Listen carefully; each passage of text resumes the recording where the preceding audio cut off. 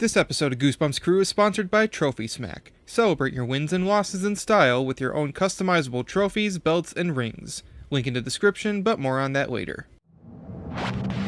The most thrilling, spine-tingling series ever. From the pages of R.L. Stein's best-selling books, And the screams go on forever and ever.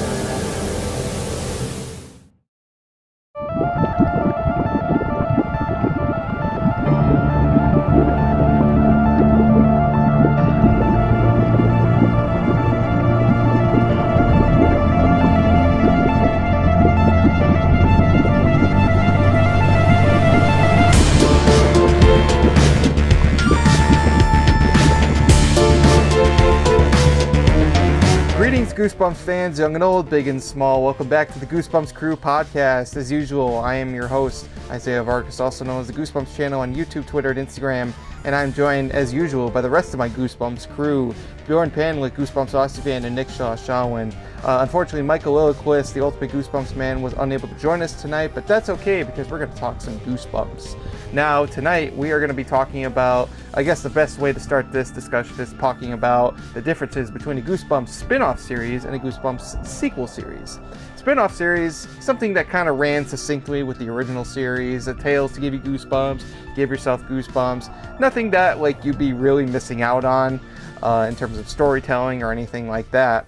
But then you have the sequel series, and that's the stuff that came out right after the mainline series ended. A new one would take its place, and today we're going to talk about the very first sequel series of Goosebumps, Goosebumps Series 2000. Now, this little book series that started in January of 1998 is absolutely iconic among Goosebumps fans for a multitude of different reasons. They are said to be scarier than the original books, and 2,000 times scarier at that, to synchronize because of the year 2000. Get it? That was when everyone was talking about the year 2000. So we're going to talk about Goosebumps Series 2000. Times scarier. I know, that's a lot times scarier. So we're going to talk about Goosebumps Series 2000 today and talk about these books and the kind of influence they had in the later years of Goosebumps' original run. But first, if you are not following the Goosebumps Crew Podcast, then what the heck are you guys doing? There is so much Goosebumps goodness that you guys could be experiencing. This is episode number 15. That means there's 14 other episodes that you guys could be watching or listening to right after this one. We are available on YouTube, Spotify, and Apple Podcasts, as well as on YouTube at the Goosebumps Crew, or the Goosebumps channel, that is. And we got all sorts of Goosebumps videos over there, so make sure you sub to us at the Goosebumps channel on YouTube and follow the Goosebumps Crew Podcast on YouTube, Spotify, and Apple Podcasts. And in terms of news from the world of Goosebumps this week, not much news, but there will be a brand new audiobook of You Can't Scare Me, particularly the classic Goosebumps version, that will be coming out sometime this year. That will be alongside the audiobooks for Cuckoo Clock of Doom and Go Eat Worms, which are the two new additions to classic Goosebumps, which will be coming out pretty soon, I believe. I believe it will be out sometime this month. By the time of recording this, at least. And that's all we got for news from the Goosebumps world, so let's talk about Series 2000. Now, Goosebumps Series 2000, as I said before, started with book number 1, Cry the Cat, in January of 1998. And again, this series was said to be much scarier than the original. It had a brand new design, new logo, new cover art, new, just all around. I mean, this was definitely different than the original series. And these books are incredible. There was 25 in this series. And I mean, we've talked about them before in the past, but there's been go on forever and ever. Ever. Well, I remember Here, kitty. the original Goosebumps Series 2000 promos. Here comes the bride. And what was it? Teacher's pet. Teacher's pet. In 1997, basically at the tail end of the original Goosebumps run, there were ads for this new series, Goosebumps Series 2000, and it was really weird because at first it was like very cryptic. it would just be like it was the Cry of the Cat cover, and you would just have like a little frame of the original artwork, and it would say like January 1998, and you were like, what is coming? Like, what is that? And then by the end of like 1997, there it was, Goosebumps Series 2000, a brand new line of books coming out, and there'd be advertisements in the books and in the VHS tapes. Like at the beginning, you'd see like that kind of stuff, and it was just mysterious. And finally, we got this series of books, and I mean, these are amazing. But I mean, just looking at these, comparing them to like the original series, I mean, they just jump out. I mean, they're just like way more in your face and vibrant and colorful. And I mean, the original like books. The fact that the Series 2000s did something different, where the originals, the Goosebumps name was embossed, but the Series 2000, the whole artwork was embossed, so it was actually a raised book cover, which was really cool. Well, even the whole cover itself, not just the logo and R.L. Stine's name, but even like the cover art itself is embossed in a way, so it's almost like a 3D style cover. Yeah, that's what I'm saying. Like the whole cover's embossed rather than just the Goosebumps name that the original 62 had. Yeah. Oh yeah, like this was just my introduction to Goosebumps. Other than my cousin's room, was literally these books. Because I remember when I was in primary school, like, which was, I think I started school in 2000, and like honestly, I mean, Series 2000, so it's kind of like fitting that this was the series that I got into first. But you know, this was the newest thing out for Goosebumps. So like anytime I went to the book fairs, and my school book fair, like they had these on the shelves, and at that point you could get them all as well. So like Series 2000 holds a huge special place in my heart. And oh man, like I think they pop. They really do. The covers they draw you in. Like I remember seeing these on the shelf from like 20 meters away. You know what I mean? Like, and just like you could see them from so far away because of how much they popped. So I mean, in almost every way they were trying to. I mean, it did what they were setting out to do, because I mean, you know, the original series ended with book 62, and the original series was certainly like it had its identity. It was spooky for kids. This one definitely tried to go a little higher up. They tried to kind of reach that more middle school, like really like almost, if Goosebumps was kind of like for 8-10-year-olds, Series 2000 was meant to be like for 12-year-olds.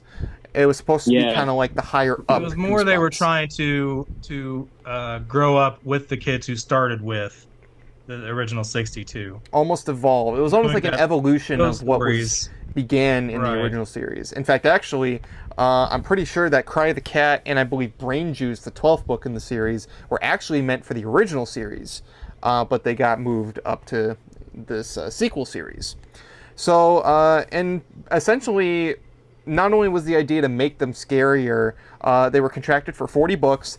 You actually would never have known that there was a time where there weren't any books coming out, because this actually started the month after the original series ended. So it was almost like they didn't even skip a beat. They just started. Yeah, it was like instant. They just threw it like straight in. They were like, well, we got to keep up with the pace, you know, like, you know, these kids. But that's the thing. The kids that grew up with Goosebumps, they were going into middle school, like the following year or whatever. So like, we got to just jump straight in, you know, like we need them to transition straight into these from the original 62. And I think that was the idea, like a quick transition. Exactly. And again, I mean, these books were an evolution of sorts from the original series, not just in writing, in tone, in cover art, but even like there were like actual sequels to the original books, not so different from, you know, stuff in the original series. I mean, you certainly had like Haunted Mask sequels, Monster Blood sequels, but I mean, you would get stuff like Return to Horrorland, which was a direct sequel to One Day at Horrorland, or Return to Ghost Camp, which kind of had it wasn't a direct, you know, sequel to Ghost Camp, but I mean, just the idea of doing sequels to those books, and then of course we'd get more slappy books. The greatest book, Return to Ghost Camp. I don't remember it being the greatest book, but like we said in the past, like, man, that cover art by Tim is it's gory. You know what I mean? And I think that's what I noticed. Like, but he did say in the podcast that, you know, he was told to go more, you know, like intense and make them more like, you know, more gory and scary. And he was like, hell yeah, I'm doing this. You know what I mean? And oh man, he delivered. He delivered with this series. Like, it's just, man, like these covers are just as iconic to me as the original 62. Absolutely. Like, this is definitely my favorite series with the original 62. 100%. Well, and I mean, talking about that cover art, I mean, we keep talking about the cover art, but seriously, the cover art is spectacular. It is Tim Jacobus again. It was an evolution, once again, from what you would see in the original series. I mean, take a look at, like, Creature Teacher, for example, the third book. Look at this thing. Like, you wouldn't really see something like this in the original series. The original series, while certainly had, like, some creepy designs, it was more eerie and spooky. This is, like, up in your face. Like, this is, like, gnarly stuff. Or even, probably one of our personal favorites, Attack of the Graveyard Ghouls. Is, I mean, look at this. You got, like, gnarled up hands. You got, like, not only an eyeball coming out, but, like, head juice or whatever that is. Like, oh, it's so beautiful. It is Tim amazing. said this was one of Did his you say favorites, brain too. juice? Yeah, brain juice. Well, heck, even the book, Brain Juice. I mean, that's just Tim. It's literally a brain. It's literally a brain with juice. Which I think I've actually read. That's Stein's favorite, like, name and cover from the Series 2000. It is. He said it is one of his favorite books that he's ever written, and one of his favorite titles. They did a whole event for that.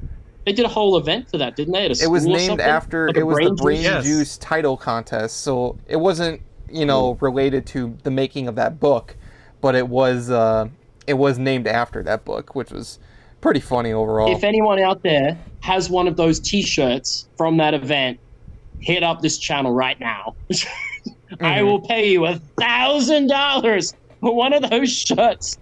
Oh man, those kids that are wearing them, oh, it's like on the front and the back too. Like the Series 2000 logo, like massive. I'm like, whoever, like those kids are so lucky they don't realize how rare they got an item. So exactly. But even in, like, writing style of the books, there were some experimental things. I mean, this was an experimental series. For example, in books like Creature Teacher, some of the books would actually have a prologue, something that the original series didn't have. They would have the first chapter going to the end chapter, but some books would actually start with a prologue that introduces the story beforehand, or kind of is like a little tease of what's to come. And some books would even just be straight up, like, style changes, like Invasion of the Body Squeezers. This was actually a 2-part book, which was never done in any Goosebumps book before or after. This is the only Goosebumps book or story to be separated into 2 books. I guess you could tell them about what happened with the painting. Well, if you guys have seen our episode with Tim Jacobus, you'll see that if you actually put these books together, it actually makes essentially like a full picture. And there was an interesting story that Tim told us about that. We won't really reiterate it. If you want to see it, go watch that episode where we talk with Tim Jacobus. But, I mean, it was a pretty interesting story. But more to the point, I mean, like, just everything was experimental. I mean, you were just, like, trying new things with these books. And, it really was an evolution of what was done in the original series. How can we make it bigger and better? And I think that's where this series succeeded. I feel like other Goosebumps mainline series that have come recently kind of don't do. It's almost kind of like the same thing. Like, I think like Horrorland was really like the last attempt to do like a style change. But like this was like taking it to the next level. And they were around. I mean, they were around a lot in the twilight years of the 90s. Once the original series ended, I mean, like, merchandise for this series was all about everything that was Goosebumps was like Goosebumps Series 2000. I mean, I remember like the Count Chocula, for example, had a Goosebumps promotion, and it wasn't Goosebumps original series, it was Goosebumps Series 2000. Or when I have that Lunchables. cereal You have box. that cereal box. Yep. Yeah, I on do the too. cereal box. Go grab it. Or You go get it, Nick. when Lunchables did their Goosebumps giveaway, it wasn't the original series, it was Goosebumps Series 2000, and Bjorn's got a secret bookkeeper that you could win. I'll show you the inside.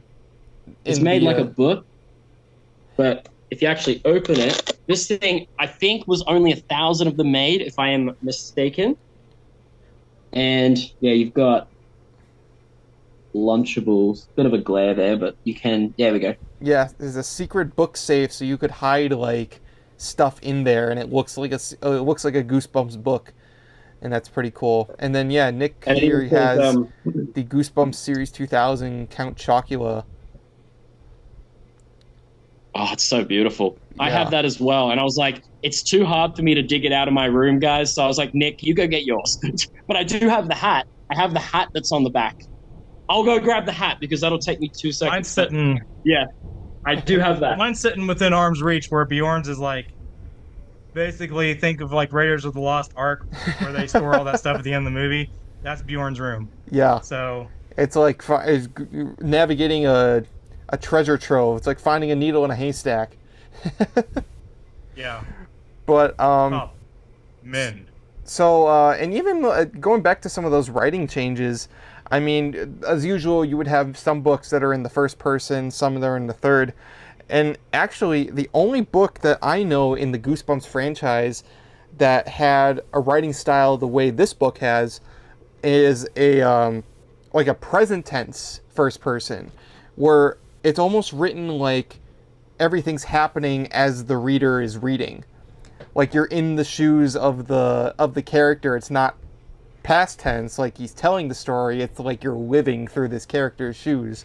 I think it was only done in like probably Give Yourself Goosebumps, but I mean I always thought That's was something I think cool. that like Series 2000 did a great job doing with some of their books. Like you had, my favorite one was Headless Halloween, but it was told from the perspective of the bully, and then you get other books that like Slappy's Nightmare, where it's actually from Slappy's perspective. It's from not the one of perspective of the villain, of the So villain of the it's monster really in neat the book. that they did perspectives from other characters besides the main like kid protagonists for these books. Exactly. It was like that book was like the first book where Slappy actually had to do good deeds, otherwise he was essentially going to die. Yeah. And that's what I love about Slappy's Nightmare. Like it is one of my is it my favorite Series 2000 book? I can't say exactly which one would be my favorite. It's in the top 3 for sure, but it's one of my favorite books ever because I remember reading as a kid going, why is Slappy being good in this? Like I don't know if I like this or not. But then over the years, it grew on me big time, and I absolutely love the book. I love the cover. I love everything about this book, and I love that it's one of the rarer ones too. So there's just something about it that holds a very special place in my heart. And I think it all comes down to the fact that a quick story is that it took me forever to find this book, and I did a whole video on it on my channel. Finding Slappy's Nightmare was a nightmare. It took me forever to find it because as a kid I wasn't on eBay and stuff, so it was just trying to find the damn book in the wild, and it took a hot minute, but we got it. And then since then we found like 5-6 copies, so it is what it is. But so there's that hat that was on the cereal box that Nick showed before, so I do have the hat as well, but I was like, I'm not digging the cereal box out, so I'll show the hat, so we can show one piece each from it. Absolutely. Well, that's the thing too. I mean, so there was 25 books in the series, and overall, I mean, they're not exactly like rare books. We talked about this in our episode with Goosebumps Completionists. They're not exactly rare books. Some of them are a little harder to find. But I mean, considering like the kind of stories that were told here, I mean, like I said, you have a 2-parter story, you have a story from the perspective of the villain, and like just the kind of like, I mean, these weren't as popular as the original series. I mean, everybody talks about the original series because they're iconic. And these ones are certainly iconic as well, but they're kind of like, I don't know how to describe them, but it's really interesting just like how much these ones aren't talked about as much as like the original series ones, because there's some really good books in here. I mean, there's some good stories, even like, you know, like number 1, like Cry of the Cat, like that book is like a really good story. It's almost kind of like a The R.L. Stein doesn't like it, but like, it's crazy that he even said that when we went and saw his panel. He's like, "Oh, that was a terrible book." I was like, "What?" It got adapted into the TV series, though. Like that one got adapted to the series. That and Bride of the Living Dummy. Like, yes, you know. So the fact that we did get a couple of the Series 2000s though as TV episodes, literally those two right now that Isaiah's holding up, like they were both adapted into the TV series. You know, and it's crazy how like Cry the Cat got a 2-part episode, but then Bride of the Living Dummy only got the 1 part. Like, I always thought that was interesting, but I guess, you know, they just pick and choose which one they feel like they can, you know, stretch out a bit more. But yeah, no, I love it's kind of like the what Series we talked 2000 about books. with what they did with Attack of the Mutant. Even like we all felt that could have been condensed down to 1 episode. It didn't really need 2 parts. Yeah, definitely. So it's just, I don't know what choices they made, what books they were picking and choosing from for Series 2000, but I kind of feel it was a missed opportunity. They didn't do more in season 4. Like they should have really just kind of went along with the books, I guess, and made season 4 just Series 2000. Because I think that was the season that got like the other intro, right? The Ultimate Goosebumps intro. Yeah. Where they changed like the theme song up and everything. I feel like that would have been just a great opportunity just to make them all Series 2000 episodes.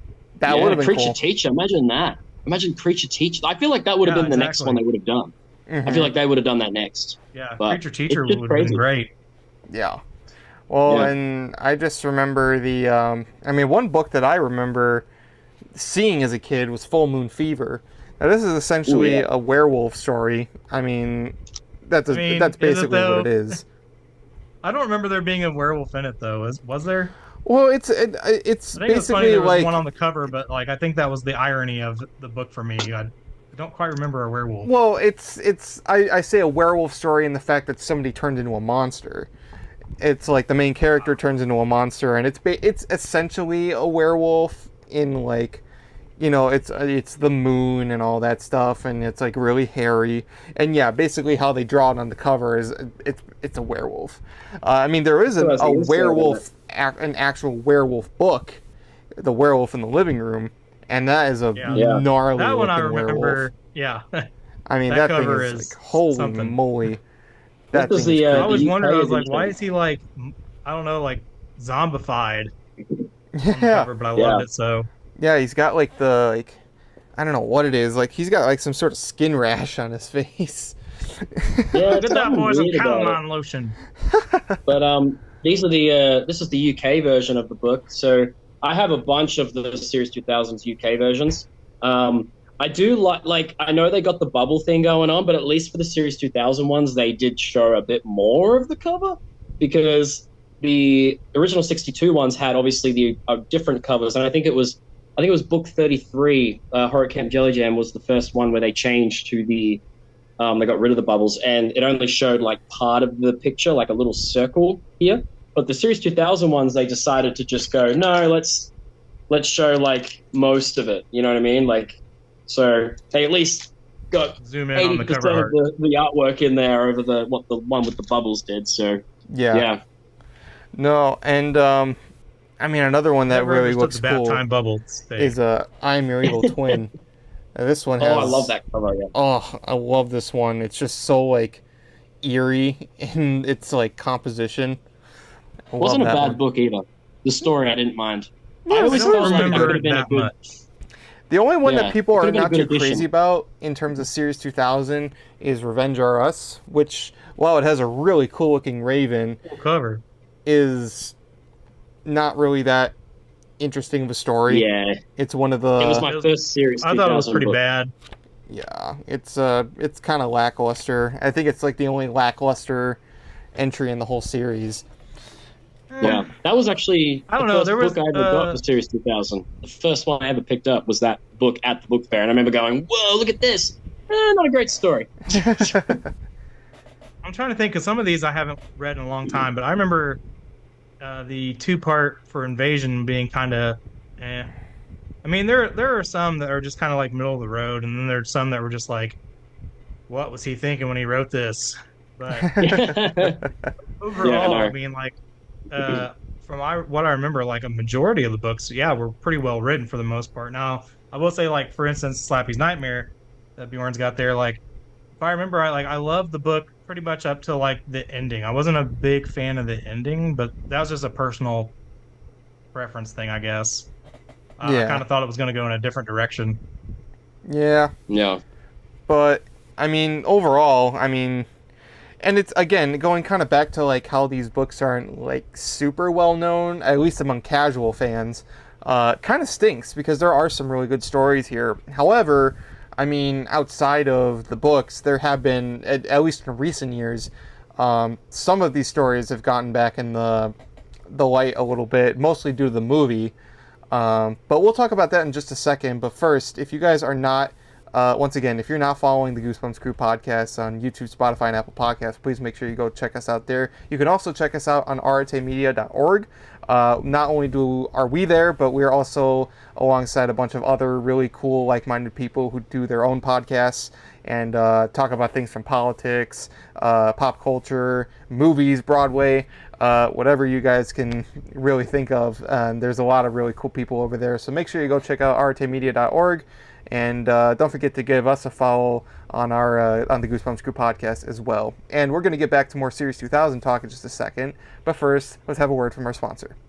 This episode is sponsored by Trophy Smack. Everybody wants to feel like a winner, and what better way to feel like one than with a trophy of your accomplishment? As seen on ABC's Shark Tank, Trophy Smack is the ultimate destination for custom fantasy sports awards. Trophy Smack has what you need to celebrate your wins and losses with their large array of customizable championship trophies, belts, rings, and plaques. Their custom-made awards make for the perfect addition to almost any occasion, anything from fantasy football, corporate awards, gaming, wrestling, esports, and real sports. But even if you're not into sports, Trophy Smack products are customizable for anything, even for those who want a nice shiny trophy for being the best Goosebumps fan ever. Trophy Smack uses top-of-the-line materials to make superior-made awards that will last for years and years, and made to suit any price point. And if that weren't enough, not only does Trophy Smack have quality-made products for affordable prices, but they also include free shipping, free engraving, and 100% guaranteed satisfaction.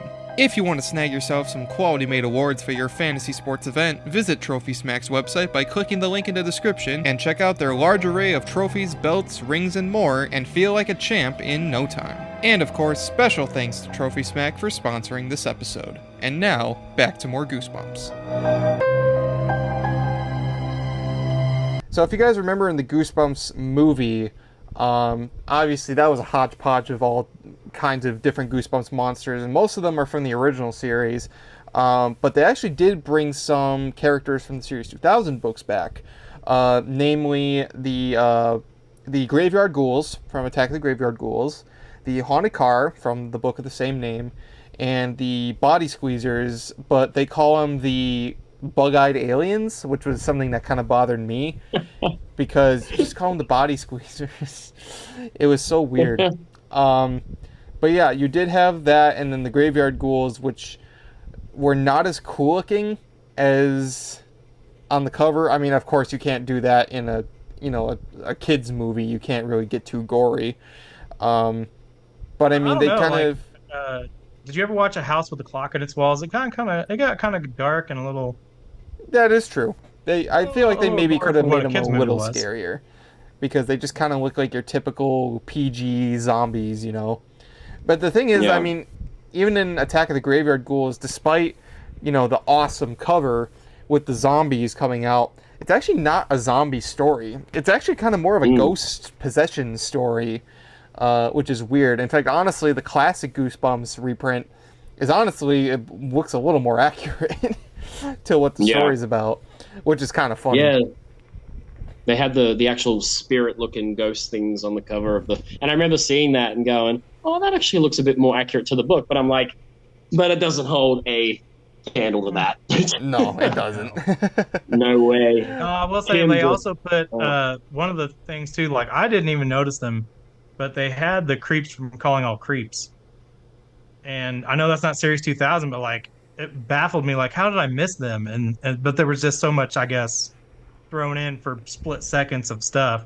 Mhm. But it's a shame they wasted it because they did base the look off the books. And I will say that's kind of the plus, I guess, for what they try to do with the movie characters, at least, was they try to stay somewhat true to their looks on the covers, even the zombies to an extent.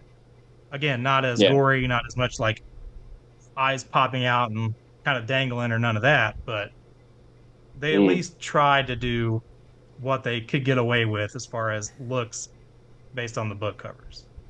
Yeah, So absolutely. I'll give them credit for that, because I mean the 2023 show didn't do that. So I mean I give credit to the movie trying. Yeah, not in all places, because the haunted car in the movie, I mean, is like it's a nice looking car, but doesn't look as nearly as good as the one on the book cover, which is not only an awesome. Where was the eyes? The big eyes. Well, the eyes and the nice fangs and the vampire fangs.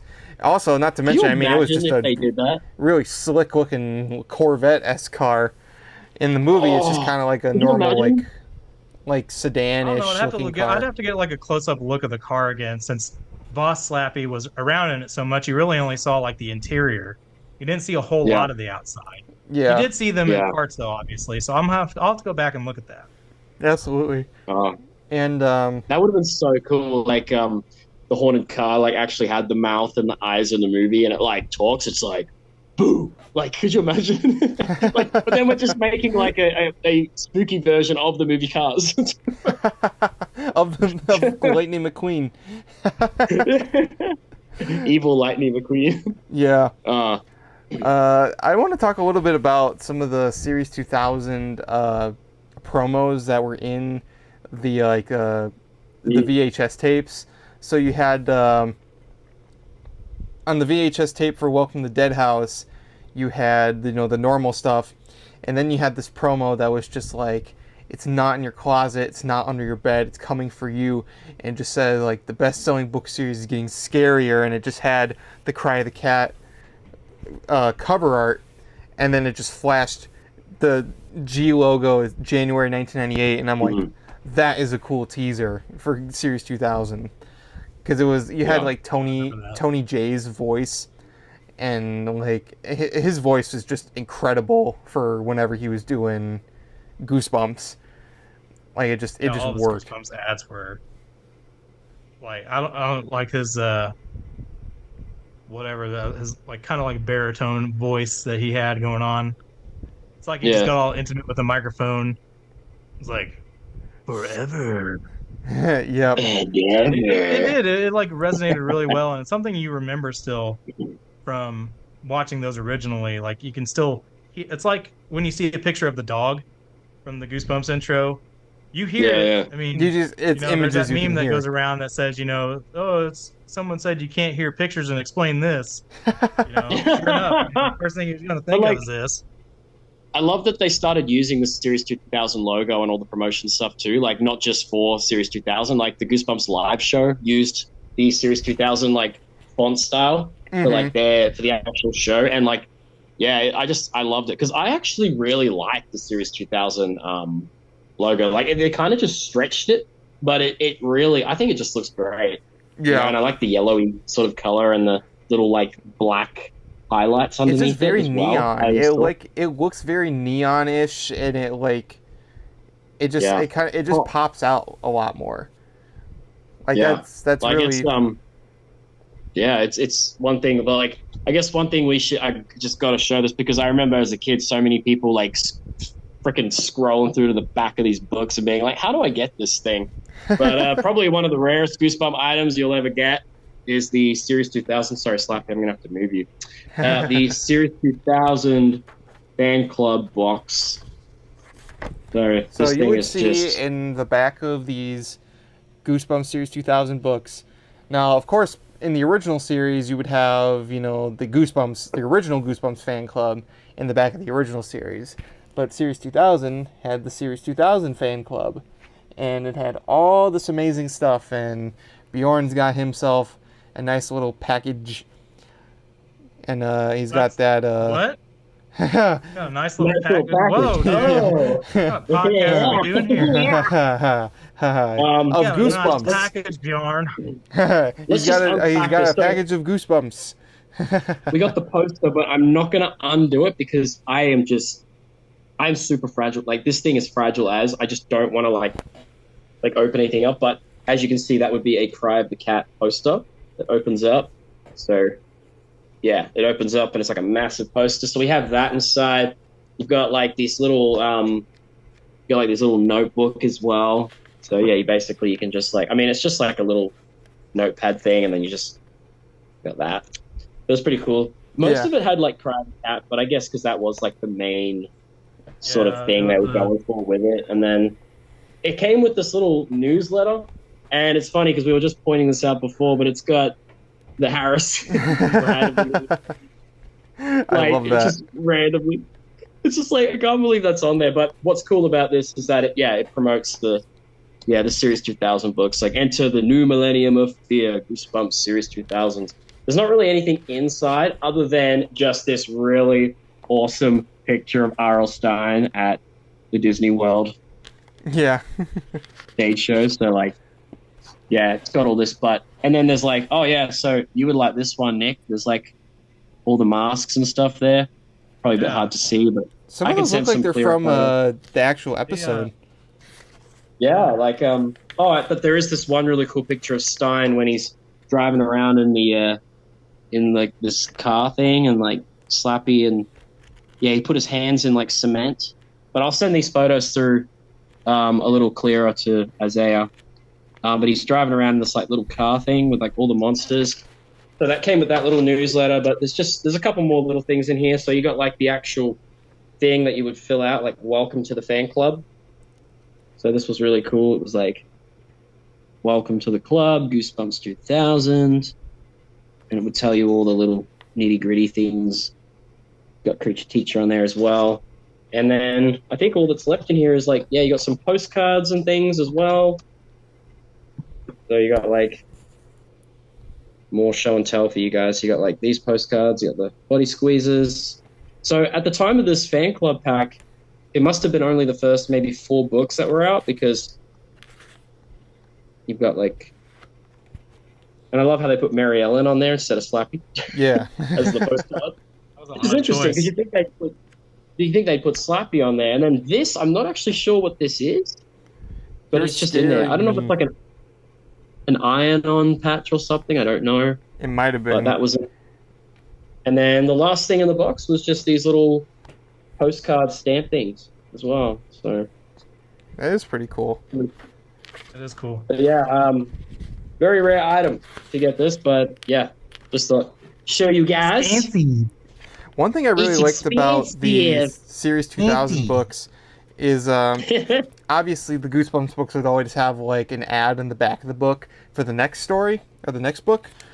And for Series 2000, not only would they do that, but it'd have like a picture of the cover art for the next book. So like at first it would kind of do the same thing. It would be like, in terms of this one at the back of Cry of the Cat, it's for Bride of the Living Dummy. It's like, she's not a toy, she's not your friend, she's an evil doll and she's alive. Bride of the Living Dummy #2. And then same thing for here. I thought that was like a Bride of the Chucky kind of thing. It's like, it was Glinda. So is Slappy Mary Ellen? Or? Yeah. And this was for Creature Teacher. This one is like, you see this in the back of the book and you're like, oh my lord. Like, it was crazy. But I remember the first Series 2000 book, not only did I own, but I actually like came across, was Attack of the Graveyard Ghouls. And I just remember seeing all the ads in the back of this book. Like the Brain Juice one, it was a parody of the Got Milk ads, but it was Got Brain Juice. And then this was when they were pushing like the Goosebumps website, and they even had ads for like the Goosebumps Live on Stage show and the Ultimate Goosebumps videotapes. Beautiful. But I always love these like back of the book like advertisements, because it always kind of got you hooked for the next story. Like this one was Return to Horrorland. And that sort of would have been highly hyped up too. Like people would have been like, "Oh my god, there's another Horrorland book!" You know, like could you imagine being a kid back then, and like, let's say Horrorland was your favorite book. Like when you found out they were doing another Horrorland, you were like, whoa. Like, but one thing I was always curious about, because they said that the Escape from Horrorland game was a direct sequel to Horrorland. So is Return to Horrorland a sequel to that game? It's a split timeline. Or is it like split time? Like, yeah, like, and I always thought about that. I'm like, but they promoted that game like it was a sequel, direct sequel to One Day at Horrorland. Like, even in the behind the scenes, I said Escape from Horrorland is a direct sequel to the book. And I'm always like, okay, because they end up going back. So Return to Horrorland, is that the third story? Like, or is that Enter the Horrorland multiverse? It's almost like it is or something. Like, it's kind of like Pokemon. We won't go into detail about that, but there's a lot of universes there. I like this one for I'm Your Evil Twin. Look in the mirror, you're not the only one out there with your face. Like, yeah. Wow, I love that. Or it's kind of like Let's Get Invisible in a way. Yeah. That's almost like a Let's Get Invisible kind of a reference in a sense, because it's like the evil reflection is on inside the mirror. And like, I always thought about that when I used to see that on the back of the book. I went, that's kind of like Let's Get Invisible in a sense. Yeah. And one story I always remembered, like, just being kind of like a big, like, just messing with your mind sort of one, was Fright Camp. Because this one was just like, it's another camp story, but it is a good one. I really like this one, but I just remember, like, there were so many twists and turns in this one that it was like, it messes with your mind. It's like, what is going on? Like, every second there's like a new twist. And I guess that's what the point of Goosebumps is. But it's like, it's almost like living in a nightmare. Like, yeah, I was gonna say, it's been a while since I read that one. Like I said, it's been a while since I've read most of these. The only one I really remember, like, very, very much so, is Headless Halloween, because I read that one every year. Because again, every Halloween, I'm really big into the Halloween stories. Stein does. I think he does a better job with those than he does with anything else for the most part. Yeah. In my opinion. Yeah. But that one, like, was that the one where in the beginning, like, when it, like, the bus driver was just like really messing with them the whole time? Was that the one or am I thinking of a different book? I think so. It was like, yeah, I just flipped to like the ending of one of the chapters, just like hunched over the big wheel. The driver clicked on the loudspeaker. Sit back, kids. We're not going to camp. I have other plans for you. And then it's just like the kids are like screaming, and they're like, stop the bus. Yeah, dude, he was torturing these kids the whole time. I'm just like, where's it was like it was just like these people like just terrorizing these kids, and you don't know like what's actually like what's real and what's not. Like, because at any moment they could just be like, haha, just kidding, it's part of the camp, Okay, a montage of Goosebump bus drivers being dickheads. Because you look at like Werewolf Skin, and there's like that bus driver, and she's like, "Give me back my head, give me back my head," and she's like messing with poor Alex, and I'm like, and then there's Welcome to Camp Nightmare, where the bus driver just pulls up and throws all that shit on the floor, and he's just like, "Goodbye." I'm like, why are the bus drivers in Goosebumps such dicks? Like, oh man. This be a montage. Ask R.L. Stein this question. Why are the bus drivers in Goosebumps always assholes? Yeah, and I mean, these books could like get really dark at times. Like Headless Halloween, it just ends with all the characters are dead. Like, and they're just it's like my favorite. Like, you really think there's going to be some kind of like twist, like, oh, it was all a dream, or oh, they really do like, give him his body back or whatever. No, they make him go through all this stuff and just to the end be like, we're messing with you, dude. Yeah. There's no way getting your body back. You're done. No, you're just dead forever, and like now we're gonna look like all decayed and gross. Holy crap! And then I think he's just kind of like, oh well, we're dead. Let's go scare some people. So he's just like, well, that book cover got a bit of love on it came from Ohio, from the R.L. Stein book, because I'm pretty sure they put the Headless Halloween on the cover of that book. Someone might have to grab it, because I'm pretty sure. I think so. On It Came From Ohio, they referenced Headless Halloween. Depends on which one, because when they did It Came From Ohio, there were different covers, because they did reissues. But it's not like It Came From New Jersey. It Came From New Jersey didn't get any reissues, unfortunately. Fortunately in that stint, because that's what makes it so valuable. But it came from Ohio, had like 2 or 3, I can't remember. 3 prints or like, something. Yeah. something like that. Yeah. And I think It's there were hard to different covers find for it. each one. The first print of the soft cover is actually really hard to find of that. Of which one? Oh, it came from Ohio? It came from Ohio, first edition softback though, like paperback, not the hardcover. The hardcover I see all the time. I've got like 3 or 4 first prints of that, but the soft print one, for some reason, I don't see often in a first print. Like I think the one I've got is a second print. So yeah, it's pretty hard to find. Return to Horrorland is an interesting book too, because I mean this was before we got the Horrorland series, which was just a bunch of sequels. But this was the first time it was not only a sequel to a previous book in the original series, but it honestly kind of like insinuated there was a greater universe in the Goosebumps world, because not only is this Horrorland, but there's actually references to other Goosebumps books in this book, like and it's weird because this is a direct sequel to the original, and Lizzie and Luke are trying to get like a TV show to basically go to Horrorland so they can document it for the world. And so they go back. That's why they go back, because they're trying to prove it to everybody. And this TV show that they hire actually previously talked with Evan Ross about Monster Blood, and there's like a passing line, I think, where they're like, who would ever believe that? But there's even like an appearance from like Amazo, like from Bad Hair Day. Amazo's in the book. Yeah. And it's pretty cool. It almost is like the first time that there is like a connected universe in the Goosebumps stories, which I've always liked. I've always liked the idea that all these stories take place in one universe. There's just a bunch of really creepy things out there in the world. I love when they do that in movies. Like one horror film that I absolutely love is Sadako vs. Kayako, which is The Ring versus The Grudge. So this is where we discover that's the same universe. The Ring and The Grudge coexist. So I love when they do that in things like Freddy vs. Jason did that, and yeah, when you read Return to Horrorland, you're like, whoa, okay, so Goosebumps is all one thing. Like they're not all like separate universes. So it's, I guess Slappy, they all exist in the same world. Yeah, I mean, like that idea. As we saw in the movie. Now, Earth Geeks Must Go, as I previously mentioned, is the only book in the in this series, and besides Give Yourself Goosebumps, which has a reason to be like that, is the only book that is not only first person but is also third person. No, a first person. It is a first person story, but it's actually pretense. So instead of almost like it's a character telling the story to you, it's almost like it's happening. Like it's happening right as they're talking about.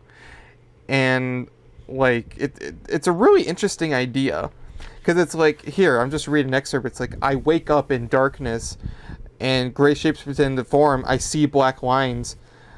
I stretch my arms, they ache. My shoulders ache. I blink again. It's not like talking about like, and then like I woke up in this dark room. You know what I'm talking about? Like, it's almost you're experiencing it at the same time as the character itself. And I thought that was like an interesting choice for that story. But it's the only book that I know that actually did that. I could be wrong, but I think that might be it. Yeah, I don't know. It's interesting. Yeah, no, I love Earth Geeks Must Go. Yeah, it is a really good story. Yeah, that one was, if I remember right, was in my top 10, because a long time ago I ranked them. I'm pretty sure that was one of the ones that was in my top 10. Because it was good. One thing we sort of noticed earlier actually was that the blurb on the back is very different to your traditional Goosebump book. Because it's not a blurb, it's actually an excerpt from the book, which is interesting. It's an actual, it's not like your traditional, like Goosebump blurb like that you would get. And I always thought like that was an interesting change as well. Like Series 2000 really did just set out, they did what they wanted to. They changed everything, including the back of the book. You know what I mean? Yeah. I love it. Personally, it's like, it was my favorite growing up. Anytime I used to find them, I always got excited because I was like, oh my God, like the covers just popped out. They really did. I love. Yeah. I probably said that about 50 times on this podcast. Pop, pop, pop. Now, they pop.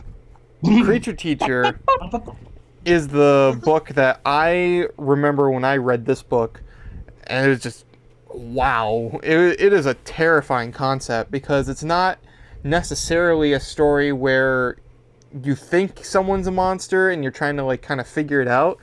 this is a story where the monster is like in the first like few chapters just says, I'm a monster and I might eat you. So it's more like you're stuck and you can't do anything about it, because this is almost like I wouldn't say like a boarding school, but it's one that you're like, that you have to stay at. And it's a terrifying concept, because basically this teacher like keeps all of her students on like a food pyramid or a food chain, and it's like whichever one is like the worst, I'm gonna eat.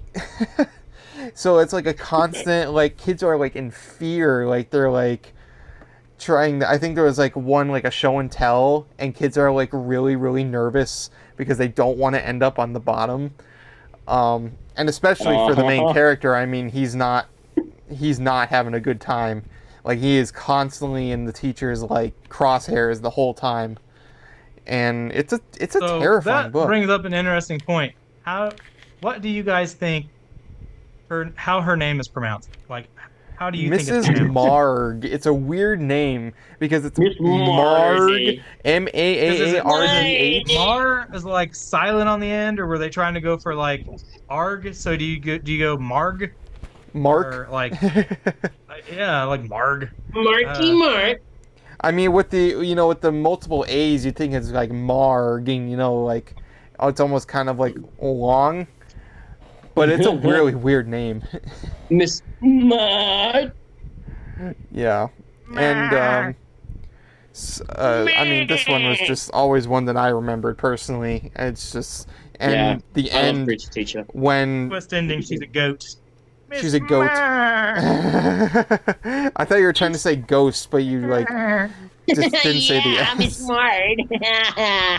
But man, I mean, like, he would have been eaten by the teacher 100%. It's funny too, because we all know who I'm talking about. The way that he would have been totally. This book ends is so weird, because the way they defeat the monster is by making her laugh, and they tickle her to go to sleep, because she goes to sleep when she laughs. Pinching, R.L. Stine. What message are you trying to send here? You like tickling? Bjorn shows his package.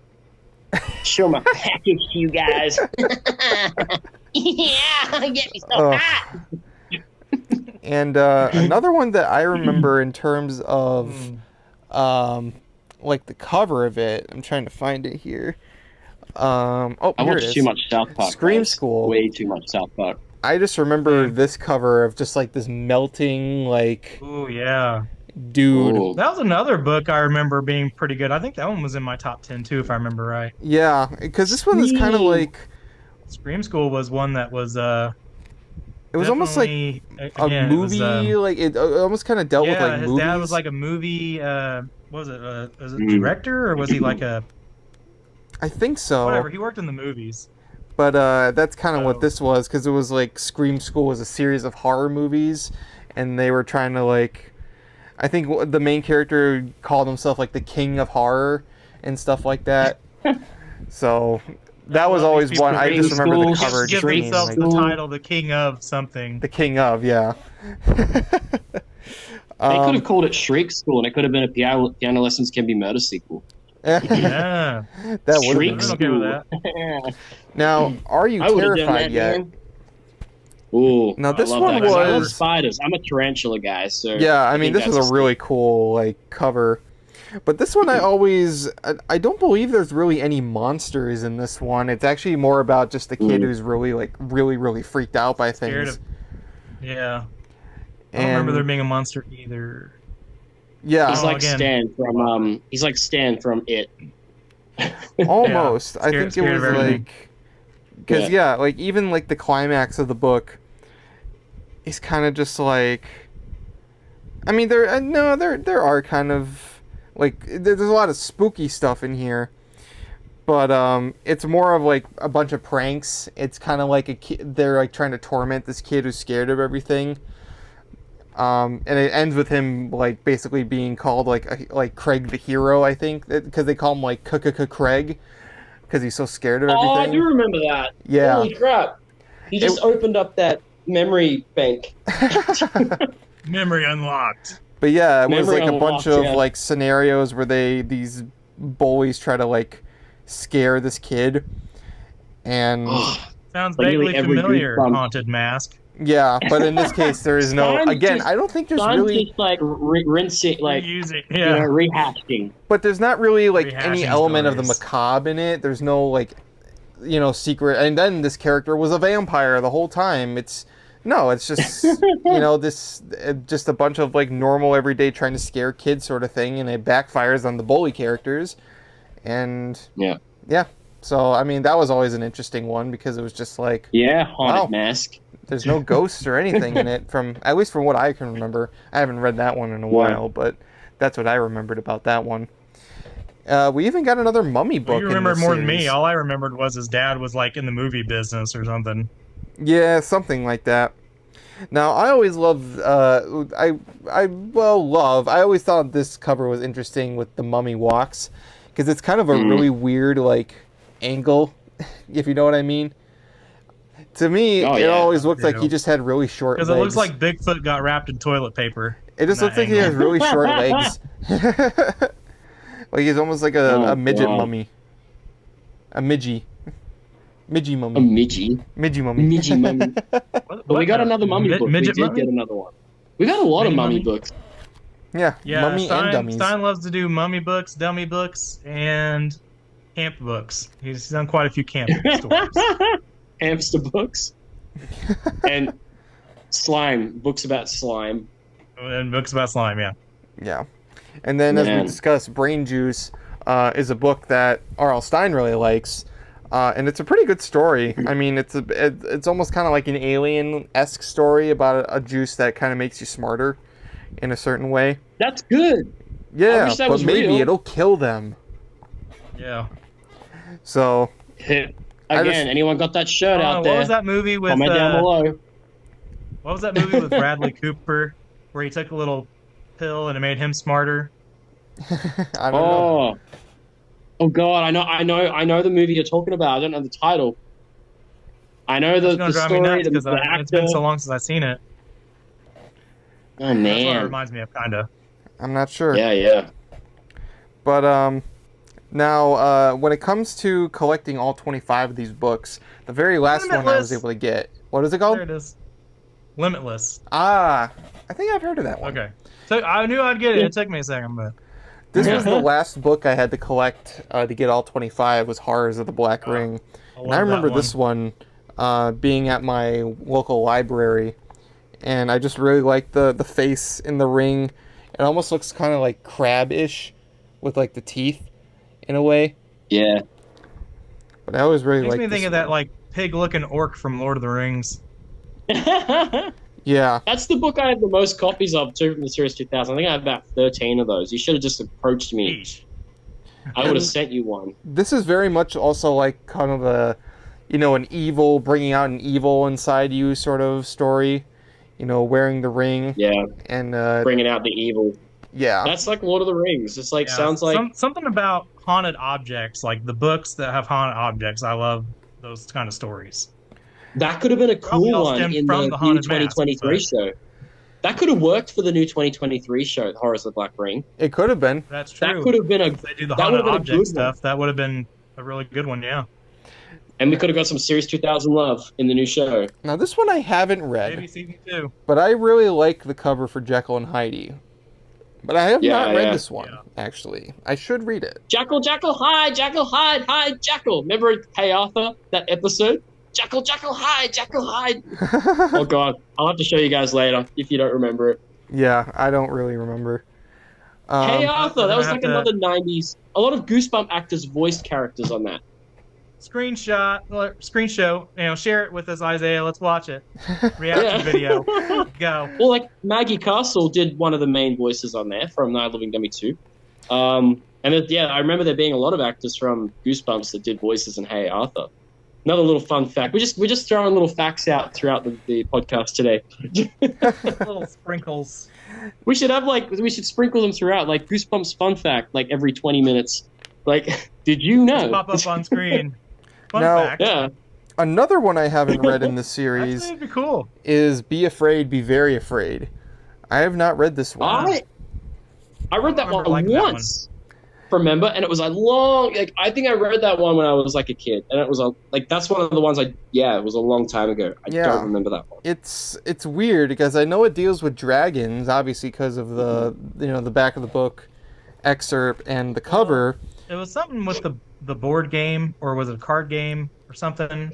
Ah, so it's Jumanji. So it's Goosebumps Dragon Jumanji. We got that with the Goosebumps movie. We got Jumanji. I mean, Goosebumps the concept was good, and they brought it into the Horror Town mobile game. I don't know if you guys play that or not. Yeah. I used to play that, but I mean, it just it's always been a game where you have to just spend money to do anything. So it really dampens the whole thing because you're spending a lot of money for really nothing. Mm-hmm. Oh, I had a cool idea talking about. I remember that they used that story though. You know, Disney basically owns Goosebumps in a sense, like sort of, like they own it. Yeah. So you guys are familiar with Kingdom Hearts, right? A Goosebumps world in Kingdom Hearts. Could there be a Goosebumps world at Kingdom Hearts number 4? Come on! I think we talked about that one. I think obviously not during the podcast. I think it was just a conversation between Bjorn and I. But yeah, I thought that'd be pretty cool. I would love to see. Yeah, that'd be I'd love to see them venture to Goosebumps R.L. Stein world or whatever you want to call it. Or it'd be like Horrorland, probably. It'd be like Horrorland, like because that's something they could turn into a whole level. And let's go ahead and wrap this discussion up by talking about the very last one, Ghost in the Mirror. Ooh, that freaked me out as a kid. I thought it was such an eerie. Like I remember just looking at the cover. Like you said, Isaiah, that was one I saw at my local library when I was a kid, and I remember thinking like, oh, like getting like a weird eerie feeling just looking at the cover of it. It's a creepy book. Yeah, it is a creepy book. I mean, it's a really good ghost story. I mean, it's a great way to end off the series.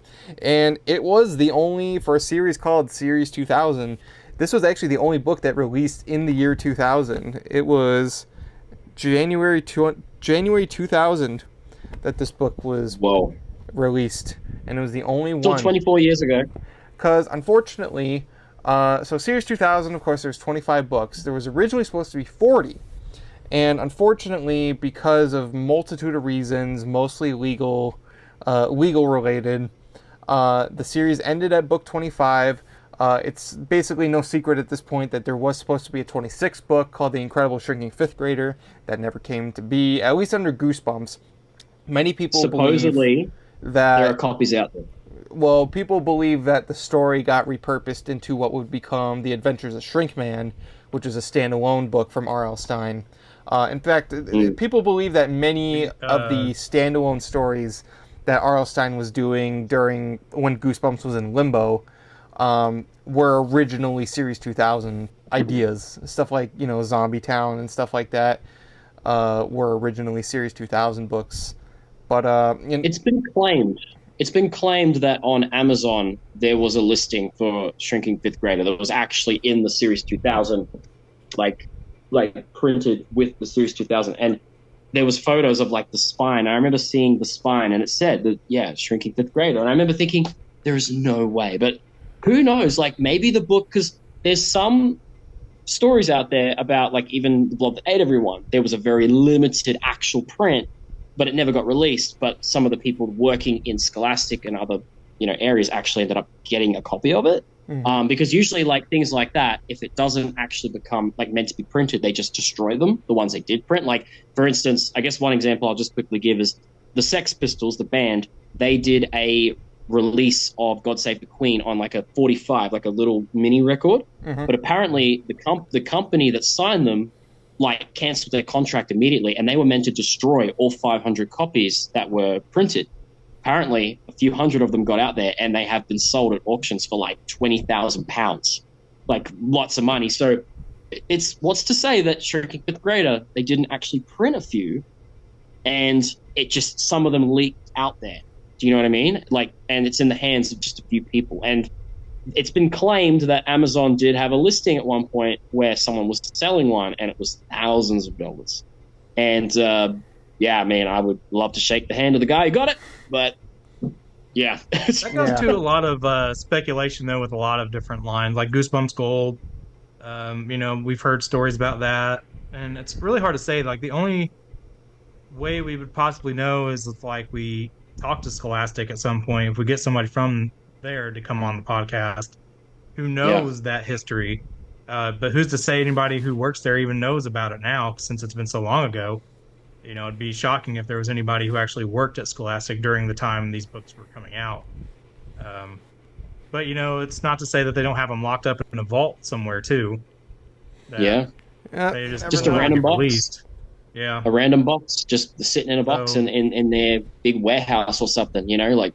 I mean, we could always, when we get Tim back on here at some point, or when I go see him in less than a couple weeks, just ask him, like, hey, did you ever do any artwork for books that weren't released, you know, like Series 2000, that next one that was supposed to come out, maybe, or... Yeah, yeah. Obviously, we know he did the Goosebumps Gold art, so what's to say he didn't do artwork for some of the Series 2000 books that were supposed to have been released? When was Goosebumps Gold meant to come out again? Because 2001. That would mean Scholastic must have worked. So Scholastic must have worked out some kind of contract at that point if they were gonna do that. But then, you know, like, because when we've spoken about this a few times, but like if that was going to come out 2001, that means they must have had settled on something briefly. And then it all went haywire again, you know, like the contract with Stein and Parachute and all, you know, the drama. Let's just put it that way, the drama. Who's to say? That's a podcast for another time. Absolutely. Yeah. But yeah, drama, I mean, we just wanted to go through and talk about, you know, these Series 2000s. I mean, like I said, if you guys haven't read these books, I mean, definitely go check some of them out because they are pretty interesting reads, and they are, you know, a lot of these stories are well fit within the Goosebumps franchise, and they may not be as iconic as the original series, but they're certainly worth checking out, especially if you want books that are a little scarier in tone to what came before and what would come after. But we just wanted to talk a little bit about that series, and we really like it. Really like the cover art. I mean, we could talk about that cover art all day. We have talked about that cover art before. So... But yeah, so that's going to do it for this episode of the Goosebumps Crew Podcast. Once again, make sure you go follow Bjorn Panwick, Goosebumps Aussie fan, Nick Shawshawin on their social medias and Instagrams. They really do deserve it. And of course, give us a sub over here at the Goosebumps channel if we want to keep up with future episodes of the Goosebumps Crew Podcast and other future Goosebumps videos. You guys are going to want to stay tuned because we got plenty more amazing guests that will be coming on in the future. We won't spoil them right now, but you guys are going to want to keep up with updates for when those come out. So make sure you give us a sub at the Goosebumps channel, and be sure to follow the Goosebumps Crew Podcast on YouTube, Spotify, and Apple Podcasts, so you guys can catch new episodes there as well. And of course, follow us on rrtmedia.org alongside all of our other podcast pals over there at RRT. But until then, from all of us here at the Goosebumps Crew Podcast, we want to wish you all to take care, stay safe, and have a very scary day.